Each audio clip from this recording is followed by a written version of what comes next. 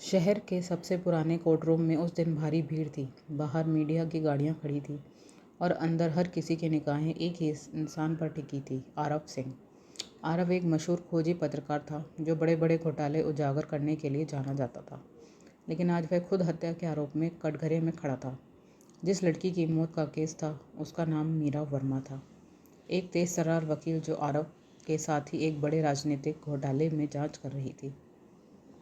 कुछ महीने पहले दोनों ने मिलकर एक ताकतवर मंत्री के खिलाफ सबूत इकट्ठा करना शुरू किया था। काम के दौरान दोनों करीब आ गए थे और उनका रिश्ता प्यार में बदल गया था। लेकिन जैसे जैसे वे सच के करीब पहुंचते गए, खतरा बढ़ता गया। धमकियां आने लगी, फ़ोन टैप होने लगे और शक उनके रिश्ते के बीच जगह बनाने लगा। प्यार धीरे धीरे डर और तनाव में बदल गया।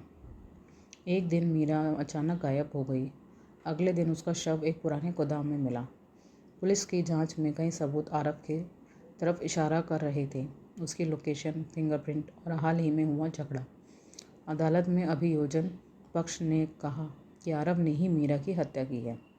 आरव पूरे समय चुप रहा। वह ना सफाई दे रहा था, ना ही कुछ छुपाने की कोशिश कर रहा था। बस उसकी आंखों में खालीपन था।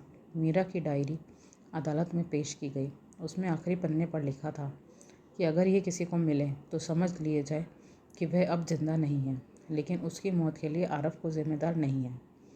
उसने ये भी लिखा था कि असली खतरा कोई और है, जो बहुत करीब है।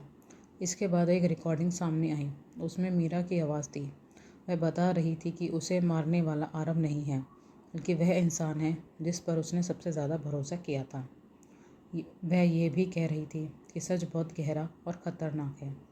इस रिकॉर्डिंग के बाद पूरा कोर्टरूम शांत हो गया। आरव ने धीरे से कहा कि सच डायरी में नहीं होता, बल्कि उस रात के अंदर छुपा होता है।